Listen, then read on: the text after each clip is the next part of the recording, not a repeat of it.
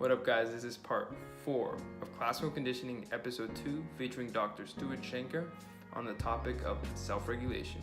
Enjoy. Under heightened stress, heart rates tends to stay high. Yep. Even while at rest. Yep. But through deliberate slow breathing, Yep. We are able to synchronize heart rate and breathing rate to create, like we said before, a feeling of being soothed. Yep. How can singing in a choir create this effect and be used as a tool to help self-regulate a community, matching the same benefits of other forms such as meditation and or yoga? It's a great question, and we're in a fortunate position that we actually have research on this. So choral singing does a couple of things that produce that incredible benefit. One thing is the breathing. So regulated breathing in chorus does in fact do the same thing as yoga pranayama. It's the same effect. Secondly, you're in a group, and it's a group where so we get many things from group experiences. One of them is that contagion I was talking about, the whole group experience. I mean, just think about it, like my daughter, to go back to her, she had to sing the Hallelujah from the Messiah, the Hallelujah chorus. Yeah. And of course, all I heard for months was because it's wonderful, right? But there's another aspect of this that's important. So we now know that not only does choral have this incredible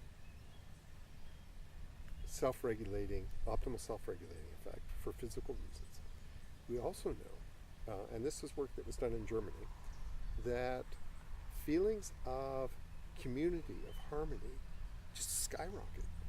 They're called prosocial feelings. We feel good towards our fellow man, and it generalizes not just to the members of the choir.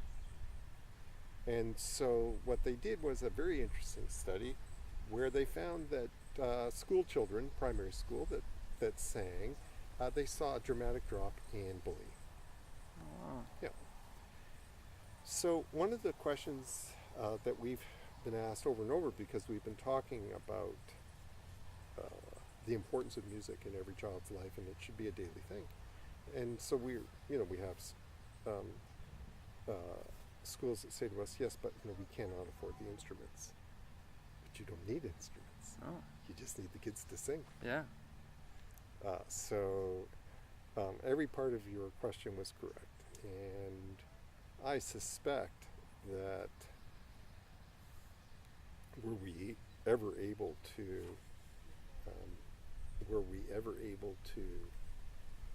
go back and see the origins of music, it would have been in group singing. Yeah. I mean, with Gregorian chant Yes. and going back to Yes. monks, that's kind of where it all originated. Yes. So even the violin, the bass, we're all just trying to go back to imitating that. Yeah. So, wow. Yeah. Okay, so our very last question is, as a master in your profession, a father and educator, what are some of the life tips that you would give any young adult or youth with regards to how to live life to the fullest and maximize our learning capabilities? So I was thinking about that question, and I was thinking that I wanted to answer it not as a father, and not even as an educator, but as a self-reg specialist. My tip would be that your generation needs to learn about the hook model.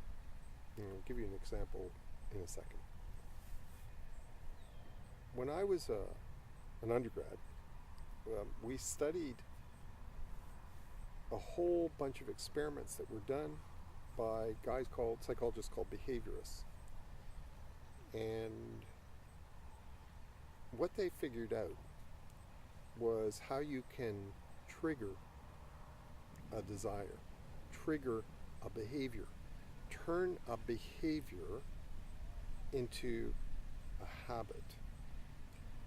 So that research, it's 50s, 60s, apparently it was forgotten, only it wasn't.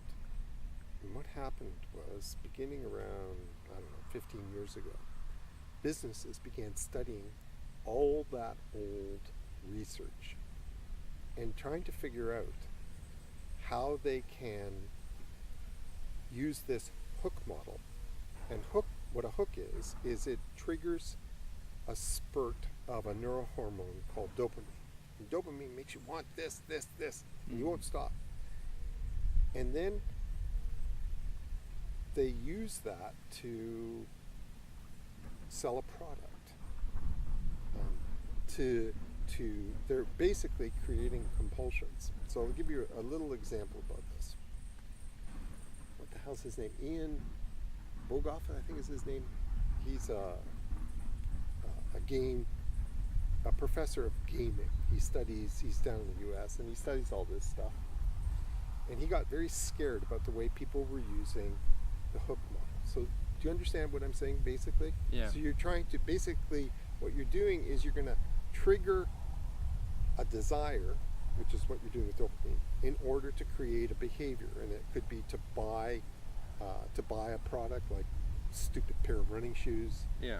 Or it could be to, Netflix has this technique they talk about in the hook model, making it harder to stop doing something than doing something else. In other words, what they do with Netflix is, at the end, if you're watching a show, at the end of the show, they'll show you, 10, 15 seconds of the next episode. Yeah. And the reason is it's hook model.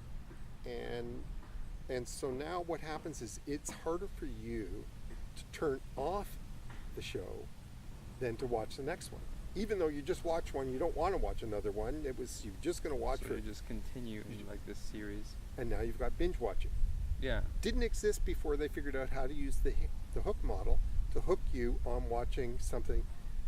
And so, I'm doing all this work, and we don't have TV, but we do have computers, and my kids had Netflix, and I saw both of them getting hooked. Yeah. So, okay. So this guy Bogoff, I think is his name. It's in the article I wrote on it. He did this thing called cow clicker to show people. Have you heard of cow clicker? I haven't heard of cow clicker. So what he wanted to show is how absurd this whole thing was. So people would become aware of the neuroscience behind the hook phenomenon. And so in cow clicker, it was a game that he designed, and it was just basically, if you click on this cow, you collect the cow. Yeah. But you had to wait 6 hours before you could click on the next cow. And it was just a silly little picture of cows. And his intention was to show the world how stupid this all was. People started clicking like crazy. They wanted to click on the cows. So he said, okay, I'm going to take this to the next step, just so people learn what I'm trying to show them. Yeah. You can buy time so that you can collect more cows. So instead of having to wait 6 hours to click on your next one, if you pay $100, you can click right away. Mm-hmm. Holy mackerel. The money starts pouring in. Yeah. He can't believe it. Yeah. This is like my kids playing these stupid games, right? Where you buy a weapon. You can earn the weapon. Or you can purchase it. Or you yeah. can purchase. Yeah. So he's looking at this, and it got out of control. Cow clicker. And the whole thing is nonsense. So then he says, this has got to stop. So he's going to have what he called a cowpocalypse. Yeah. And so during the rapture, all the cows are going to go, and it's just going to be these meadows. And so then what happened was, it was all announced. People raised money. They donated money to put off the time of the rapture. So money's pouring into this guy. And then finally he does it. He says, this is enough already. So he does it. And people were so hooked that they kept on coming back to the site for months, hoping that maybe a cow would come back. So why am I telling you this story? Because for your generation, there's not a part of your life where somebody's not studying how to hook. Mm-hmm. And they've used it in fast food, they've used it in clothes, they've used it in online games, they've used it in I mean, movies are designed by psychologists who study hook. Everything about it. If you want to understand how musical scores are done today, they are done with sensors under the seat to record when the music produces that adrenaline, dopamine hit. This is real scary stuff. Yeah. So now, what's the advice for kids, teens, young adults, whatever?